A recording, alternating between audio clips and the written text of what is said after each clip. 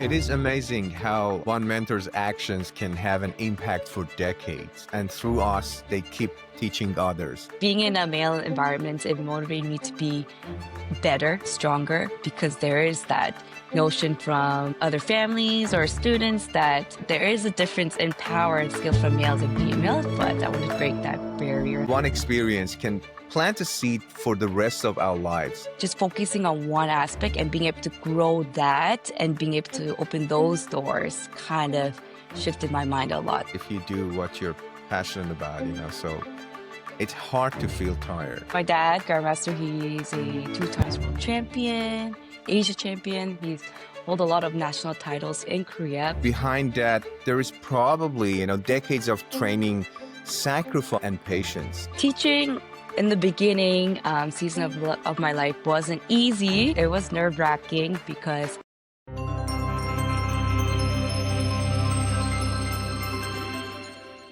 Welcome back to Beyond the Summit. Here we explore the climb, how health fuels energy, wealth creates choices, and freedom gives meaning.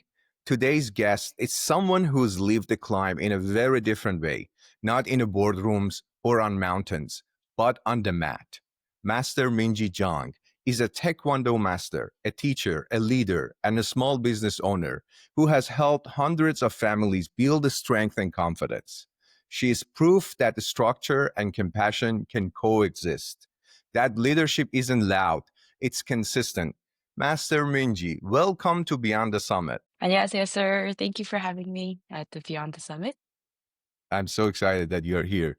So before we get into your journey, how have you been feeling lately? What's been on your mind? Lately, it's been pretty busy, especially during back to school season. It's a busy season for our Taekwondo studio, and it's like the end of the year is reaching. So just seeing how the year has been and a lot of events that we've been going through. We have new big events coming up for our Taekwondo school. So it's just been busy organizing everything and trying to balance both work life and my own personal life. And now being in the 30s, it's been a little bit tough physically, mentally versus the early 20s time. So trying to balance both, this has been what I've been trying to work through the past years. I love that. Yes. You sound calm but deeply engaged, like someone Yes. who's found rhythm between work, purpose, and life. That's rare these days. You've been teaching and leading for years, but when people ask you, what do you do? How do you actually answer that now? Right now, I say, actually, it's surprising a lot of new people when they first see me. Well, if I'm out in the street without my Taekwondo clothes, they always ask me, what do you do? It's not a regular corporate job. So I do say I am a Taekwondo instructor, teacher, and it is a lot of them, it's a very surprising news for them because it's not something norm that they encounter. It's like usually they meet, especially a female figure, they usually, assume it's like a business, corporate job, work in finance. But being able to tell them that I work in a martial arts studio, to be honest, I'm very proud of it. And it really opens up the topic with new friends and new peers that I meet. That's a great way to put it. It's simple, but it carries weight. Behind that, there is probably, decades of training, sacrifice, and patience. Take me back. What was that very first moment that pulled you into Taekwondo? What did it feel like to walk into that dojang for the first time? It's hard to say because I kind of grew up in a Taekwondo family because my dad is the grandmaster. He was my teacher. So I would have to say I was kind of born into it. But And your dad is also a world champion and South correct, Korea yes. Taekwondo Yes, sir. national team coach at some point. Yes. Tell us Yes, a he little bit was more about that as well. oh yes, grandmaster. Oh, so my dad, grandmaster, he's a 2 times world champion, Asia champion. He's held a lot of national titles in Korea back a long time ago, and he's ninth degree black belt. So he has a lot of accomplishments throughout his life and his Taekwondo career. And he was able to bring what he's learned from Korea to Canada. We came here in 1999, so I was like 4 or 5 years old. And he has been my coach, thousands of students, coaches, and instructors. He's able to from a foreign country because Canada is new for him that back in the then and was able to open a business too. So being able to do that, it's a big accomplishment and he's able to expand more. And my brother and I and my mom are able to work with him. So it is it's challenging yet a good family business, rewarding job as well, because we're here to help thousands of families and students and teaching them Taekwondo, which is from Korea. So being able to teach them our culture as well has been a great opportunity. That's And great. Thank you so much for yes, letting us know about your family. So it's you're right. It's hard to remember, when you're involved on daily basis from childhood, correct. to remember the first time. But is there anything, coming from the early moments that you remember? Yes, for me, honestly though, when I was younger, I love training. I love going to Taekwondo school. After school, I wouldn't be like our regular like friends who went back to their own homes. Like we would go to Taekwondo school. Like we lived at our Taekwondo school, my brother and I. And being able to go to like we would do like 2 to 3 classes and being able to meet new families, just being on the mat and training, I enjoyed it so much. And at a certain time in my life, earlier on, I was able to train more competitively. That's something that I always look forward to. I did like the challenge. So going to like provincial levels. So we would go, I would have to go train every single day. I would train outside and on the mats and being able to train under my dad and him being my coaches during recreational tournaments is, I think that kind of really opened my heart and truly wanted to continue and pursue Taekwondo. Whether it was a professional level or teaching level is just something that I've always loved to do. Fantastic. I can almost see it. The sound of mats, the smell of space, and the energy of focus. It's fascinating how something small, one experience, can plant a seed for the rest of our lives. When did you first realize that this wasn't a hobby? This was part of who you are. I would say it would be around high school time because that's when I was able to um, kind of that was my own control. Like I had more control in what I could do, what I had to say, versus when I was younger, I just kind of follow what my parents told me to do.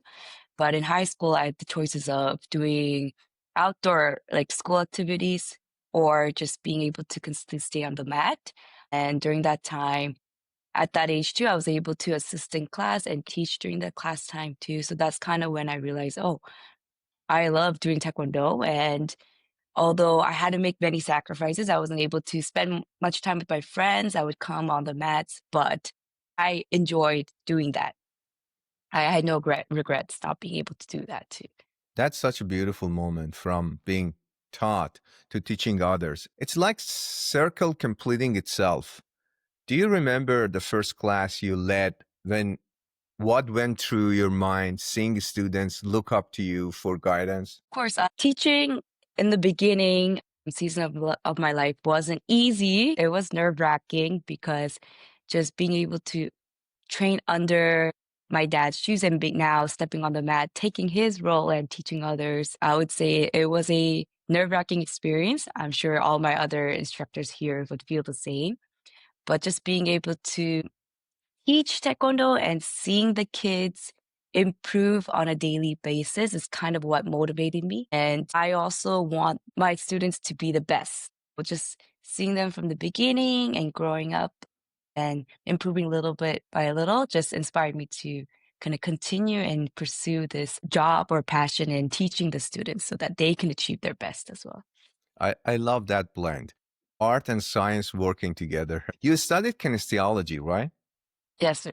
How does that understanding of the body change the way you teach? Because so much of martial art is repetition.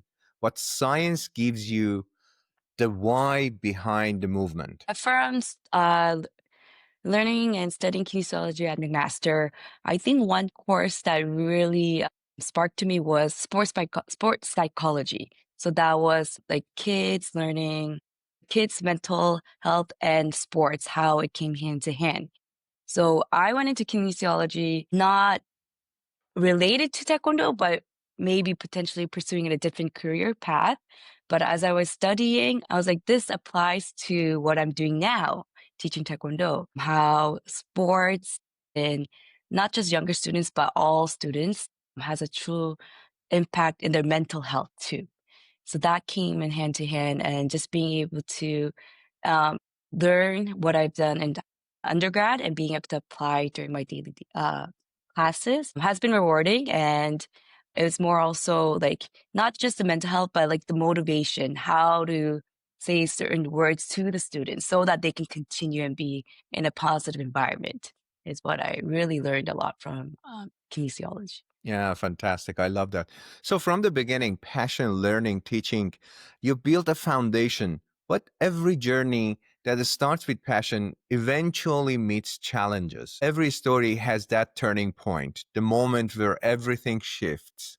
What was the moment for you where things were never the same again? I think one of the biggest challenges I came across during my time in Taekwondo, which also kind of impacted my personal life, was when I was training competitively in sparring for Taekwondo. I injured my back. I got a herniated disc. So that kind of paused my competitive journey. And I think at that season in time, I was in high school, like grade 10, 11. I thought maybe I can't continue this like field of work, or I can't continue because I can't compete competitively. I got to stop taekwondo altogether. And that impacted my school too, because I was involved in a lot of sports in school. So I had to just stop entirely. But on that note, just because I injured my back, I was still able to teach. So I think that's where I kind of opened my heart in just focusing on teaching. And of course, although I had to put a hold on my own competitive level, it kind of shifted my focus on teaching, which allowed me to grow. But in that season of time, I was very upset because I wanted to continue and do what my dad did, kind of follow his footsteps and be in a provincial national level. But because wasn't able to do so at that time, it was W- a very, yes, at that Wow. time I was pretty upset, but I'm okay now. No, that's powerful. Sometimes those moments feel like breaking points, but they become building points later, Of and they course. often come with hard choices. Was there ever a season when you thought about walking away from teaching or from Taekwondo itself? I did a little bit, sir. That's when it was during university time where I had to pick and choose where to go. Um, during that season, because there are times where there's a burnt out season. Because being in doing taekwondo since I was like 4 all the way up till now, I think that middle time of picking my future career going into university, that's when I had to kind of really pause and think what I really wanted to do. So What pulled you that's when through? it pulled me through. Yeah. During undergrad, I was close enough but far enough to be away, but close enough to come down every weekend and help my family out. But the more I realized I was away from Taekwondo, I missed it. And I missed teaching students, and I really do love the teaching aspect and seeing students improve, not just their taekwondo journey, but seeing them improve outside of taekwondo. So how their discipline in taekwondo plays a significant role in how they do outside of school. That Right. kind of motivated me to just continue so that I want to have a positive impact in my students' life back at home in Niagara. I love that. That kind of honesty, it's what people rarely see behind success. So everyone Yes. admires the strength, but few know the cost. What's something about your journey that most people don't see? I think a lot of people won't see that it's a 24/7 job, I would say. It's not like a regular corporate job. You start at 9, clock out at like 5, 6 p.m. It's something that's always on the back of my mind. I have to be mentally and physically invested in this field of work, and just always being on top of not just my students, or of course there's a business aspect as well, and knowing that every day can be a little bit different and challenging at times. That's just something that's always on the back of my mind. Like I'm on, it's like a 7 constantly business. I'm sure like a lot of businesses will understand this as well, that we're always thinking about it and what's the best for the business. So it's like Monday to Sunday job, I would say. Yeah, thank you for sharing that. Yeah, that's really powerful. It's interesting. People often imagine success as addition, but it's often subtraction, giving up comfort, time, or even relationship. What helped you find peace with those trade-offs? I think for me, I really see what I do. I don't see it as a job. So for Taekwondo, when I teach, a lot of my friends do ask me, like, isn't it because they know how much time I do put in my field of work? They do ask me, like, isn't it tiring for you? But I do say, to me, like, going to Taekwondo is not a, doesn't feel like a job. I truly love doing what I do, which is, you don't see it often, I would say. My friends to being in a corporate job.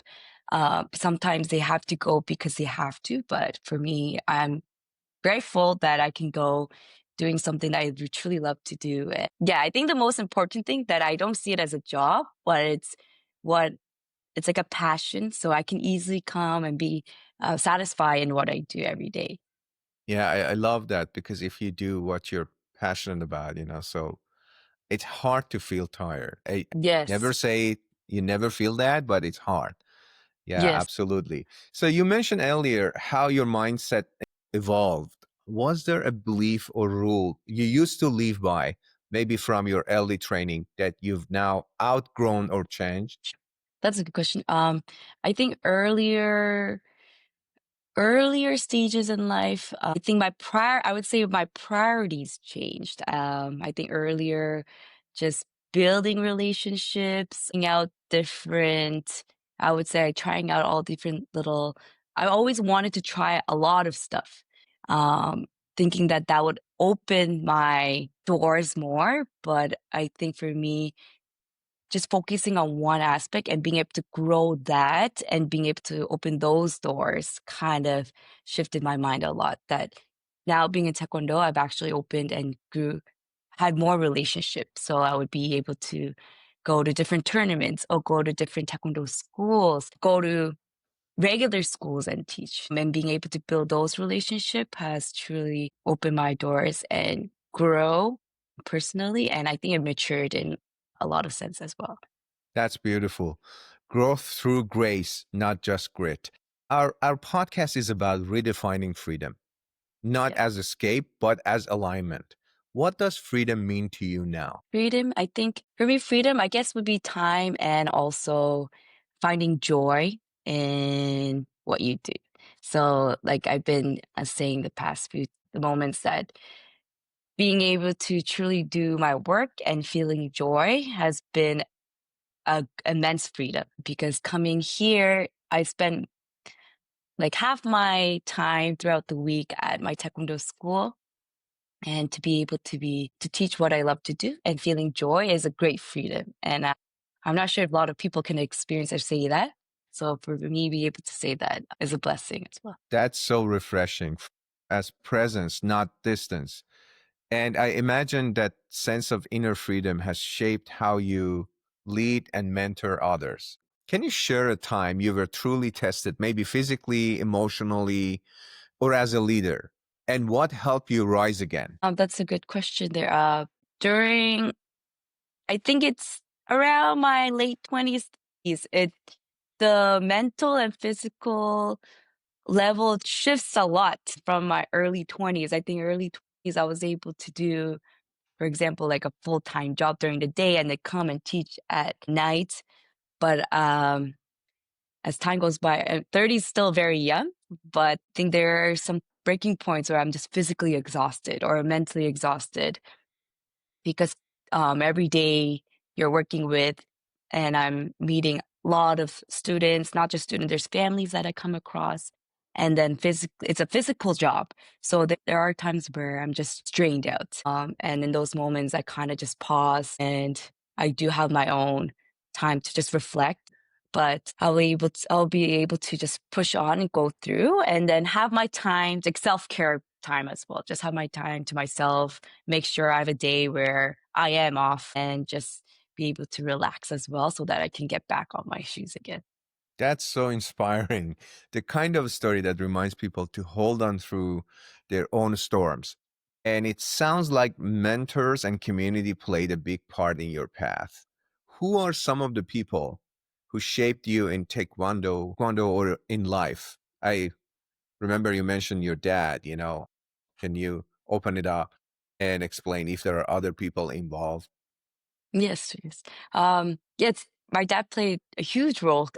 He's, of course, where I first started Taekwondo, he introduced me to Taekwondo, and now realizing because I'm at his age where he came to Canada, and seeing him and being able to just see and know that he did all this with, of course, the help of my mom, his wife, at that age in a foreign country, not knowing barely any English and being able to start up a business and run all these events that we are currently doing without much help. Some days I'm like, I don't know how they did that on their own because at that time and they have to take care of us too as well as kids on the side.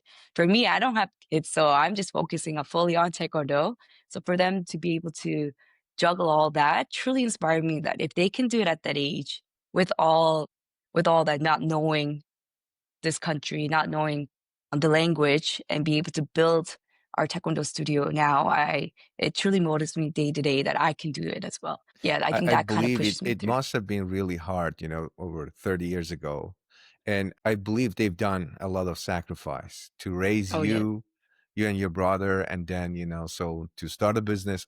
Oh my God, it must have been really challenging. So, yes, yes. Of course. what's something they said or did that still echoes in your mind? For my parents, they don't say too much, but I think our culture in general, their way of expressing, it's not too much with words, but it's through their actions. So just seeing them hustling every single day, waking up and still, even at this age, my parents, they still love what they do. And I'm learning on a daily basis on that as well. And it truly motivates me, not just as their daughter, but being like working working under them has truly just inspired me that I can continue do what I do and also learn from what they've done and teach to my students as well. It is amazing how one mentor's actions can have an impact for decades. Yeah. And through us, they keep teaching others. You have now become that mentor for so many students. When you look at your students from kids to adults, what do you hope they take away from your classes beyond just techniques? Yeah, exactly. For me, beyond techniques, I really hope that they can apply like the discipline, the patience, and like the mental lessons that they learn from Taekwondo. Because it's not easy coming here like 2, 3 times a week. Because that means that they're also sacrificing their time to be here. And I just really hope that they can learn and use it on a daily day basis in their own personal life, whether it's at school for the younger students or whether it's at work or building any relationships, that they can truly be able to apply it in both hand to hand. That's what is my main goal for my students and just to be the best in all that they do. I love that. That's such a healthy philosophy, training the person, not just the athlete. And as a woman leading in a traditionally male space, I'm Yeah. curious how that experience has shaped your style of leadership. I've never, I think in my younger days, I've never really thought myself as like, oh, I'm a female instructor. But I think I just put myself as I'm a Taekwondo instructor. So I just kind of always taught the way I did and taught what would be best for my students. And I think later on, I've I've been questioned or asked, like, you are a female instructor and truly an inspired to my female, like, that are daughters. And I think that kind of hit me as well. It's like, not only am I Taekwondo instructor, but yes, I am a role model to the female, like younger students as well. And I think that kind of allowed me to be more confident in what I do and that I want to show and teach, of course, not just the females, but all of my students that just because you're this gender doesn't mean you don't need to be a specific role. You can do both, like all things. I love your approach, but at the same time, I believe, at least in the past, it used to be a male dominant environment. So, what Yes. has been like building respect and authority in an environment that wasn't always used to seeing women in leadership? Yes. Um, Not so I don't just do taekwondo, but I did jujitsu as well. So in jujitsu, when I went to the grading, I was like the only female um, athlete there or participant. So I think in that environment, I had to step up my game.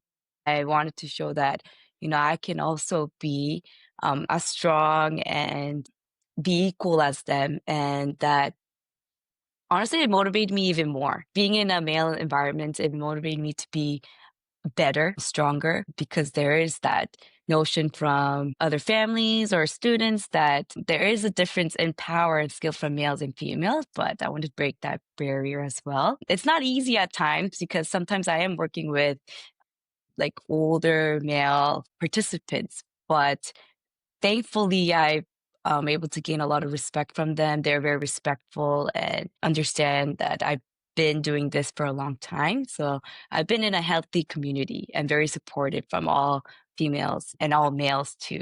So it's been a great. That is incredibly empowering and also relatable for so many women listening around the world. And I think this is a good moment to shift from the personal to the practical, how you live this philosophy every day. I love that the way that you put it, so it even motivated you more to try harder to become stronger. I love that. If you had to start everything over, same mindset, same heart, but no titles, how would you rebuild? That's a tough question. I never thought about that. Hold on a second. How to rebuild myself. I think though, outside of just my taekwondo mindset, just day to day, like living and being not just as being a hard worker, but I think being able to be a nice, kind person kind of will put me in the same place I am today. Just a kind, passionate in any field that I do. So if it wasn't taekwondo, whatever work I chosen to do, I'll put that same amount of effort and time and passion and have that discipline aspect and kind of carry on through what I am doing today. I love that. That's a strong blueprint. I can feel the confidence that comes from doing it once and knowing you could do it again. And part of Yes. that rebuilding always connects to how we view success, wealth, and balance. It's who you are that is important. Thank you. Running a school means running a business too. What has money taught you, not just about income, but about peace and freedom? So running a business, um, it's not an easy career, but it's a rewarding job. They're kind of in that place with the question where freedom comes as well. So there is that flexibility of being the leader in that business and being that influential impact in the other students as well. But of course, there's a money aspect. But for me personally, I'm not too focused on the money aspect of my business because if I believe that having a strong foundation in our taekwondo teachings, I think that will just come on the side as it goes. But being able to just have a strong foundation of what taekwondo is, the martial arts, the program, to be able to sell the program to my families and students, and for them to gain from that is what I value more. Because I think in the long run, that will outweigh more than the finance that comes with it. In my opinion, that's such a healthy relationship with money, seeing it as a tool, not a trophy. And to keep the balance, your health must play a huge role. With such a full schedule, teaching, leading, managing, how do you take care of your body and mind so you don't burn out? That's a really important question. I make sure that I also have my own healthy personal life as well. So doing hobbies that I enjoy. Other than doing taekwondo, take the time to like learn a new hobby. So the past 2 years, I tried golfing and Or sometimes I take myself out to new cafes and just sit and relax for a little bit. Of course, meet friends as well. Just put that time to myself and also build that relationship that I have with my friends because they also inspire me in what they do, and then kind of we uh, build up from each other. Being able to do that truly allowed me to just continue what I do as well. I love that those small rituals become anchors. So, what are the daily habits you never skip, no matter how busy life gets? I think it's as cliche as it seems, but just rest and having good solid amount of sleep. So being able to have good restful sleep. Um, Although, like, of course, there's always work to do, but I'll try my best to put work on the side, get my good rest of sleep. I really tell my students to, you guys need to sleep. You guys need good rest. Um, I try not to stay up too late. Uh, and the foods, of course, it's the food that I eat as well to make sure eat as high quality, healthy food first. And I am a human too, so there are times where I would love to eat out as well. So take put aside a time for that as well. And when it's not too busy season in life, to get my also physical activity in, go to the gym, if I see friends, we try to go out for walks and being To more me, it's physical active. simple, consistent, grounded. I think that's what real mastery looks like. And for people listening who might feel stuck right now, I wonder what advice would you give them right now? They're stuck. I guess everyone's right. Everyone is in different stages of life. They could be in their work because right now it's a tough environment for the working aspect or whether it's students in school. But what I really wish that everyone can do is just relax, be at peace in mind. Everything will work out. And then I hope that everyone can put their heart in what they do. And if it's work, I hope that people don't work just for the money, but see that whatever they do will have a positive impact in others and that just be kind and joyful and just do the best in everything. I love that. If someone listening feels lost or unmotivated today, what's the first small step you will tell them to take this week? I would say it's okay to feel that way. I think everyone will have come across a time where they're going to feel not motivated. And just because you feel that way, it doesn't mean it's bad. It's okay to feel not motivated, but just take the time to yourself, relax, do whatever you want. Like that day, I would say do whatever you want. Just relax, self-care. If you want to, watch a movie just to take your mind off of it, watch a movie, go to the gym, just take your time to yourself. And then the next day, start fresh again. It's okay to start again the next day just because you're feeling upset or down in that day. That's practical and kind. The kind of advice people can use the same day they hear it. Okay, so let's close with some reflection, the bigger picture, the meaning behind it all. What's one big myth about success, freedom, or happiness that you wish people would stop believing? Well, that's a good question, sir. I think a lot of people put freedom with financial success. So if you have more money in what you do, you'll have more freedom. But I think that is like some people, yes, but depends on everyone. It's how you use that, I guess, the money and time, how you use it efficiently in life. And for me, it's if you use that and bring the good out of it, don't overthink too much or put too much time in trying to, I think, don't put too much time in anything, but like as in being too successful. Like your life is that I need to be successful in order to be the best.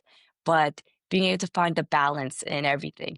I think balance is truly the key. And yes, just having that finance aspect, the money, I don't think truly comes with freedom. It's how you use it. And because you can have a lot of money, but you might not be happy. But Right. yeah, but happiness and just the joy and peace, I think is freedom. I love that. So let's do a little bit time travel. If we met again 10 years from now, what would make you proud when you look back? I think for me was honestly just being in the environment I am right now, being in a healthy family environment as well, and being able to honestly do what I love to do. I was able to do all the sports that I wanted to, be able to go to school and just find joy and peace in all my activities and building good relationship. I think having good relationship, friendship, mentors, I think is very important in everyone to have because that will allow you to be stronger later on as well. And having that relationship will allow you to grow in other opportunities. That's beautiful vision, and it's clear you're already building toward it every day. And in my opinion, legacy isn't just what we do, it's how people feel after we're gone. When people think of you, your teaching, your leadership, what do you hope they feel? I hope that they feel that I truly, truly cared about their well-being, not just as a techno practitioner, but I hope that they understand that I really do care about them inside and outside of Taekwondo school. That I put all my hard work and effort in what they did, and I truly hope that I could be a good inspiration to all my students, whether they're like 3 all the way to my teen adults, that they can see that and hope that they can also grow from it as well. If you could have one challenge or a message with our listeners around the world, what would it be? Give them a message or a challenge. I think for maybe I'll give both. I challenge everyone to just be able to take a time to just relax. I think in this time, this era in life, I guess I should say that not a lot of people take the time to just relax. Just relaxing is hard in itself, I think, because it's such a busy world. So even if you're relaxing, we're always thinking or doing something, or we're on our phones, keeping our minds off of like our well-being. So just taking that time to just really relax. And I really hope that everyone could just enjoy their day-to-day life, all the little things, and that all the little things will come hand in hand, and just hope for the best in everything that they do. That's beautiful. Before we finish, is there a book, a movie, or even a quote that has guided you through the years, something that still inspires you when things get tough? To me, I think since I was high school till now, although the quote is very, very short and sweet and everyone knows is action speaks louder than words. I think that was something that I've always had in mind. And because I truly believe people's actions are much bigger than words, because you can say something and not follow up. But if you show what you have in mind or what you said, that would really truly show who you are. In high school, actually, I went for to be an athletic rep. And I used that saying action speaks louder than words. And I did throw a kick and it broke a board. And then just saying that, like, yes, what I do, I'll show you guys that through my actions, I will do what I say. And I kind of live by that. That's a beautiful quote. So, Master Minji, this conversation has been powerful, gentle, wise, and full of courage. You have reminded us the real freedom comes from discipline and real success comes from service. To everyone listening, keep climbing, keep learning, and keep redefining what freedom means for you. I'm Amir Golshani, and this is Beyond the Summit. Thank you. Thank you.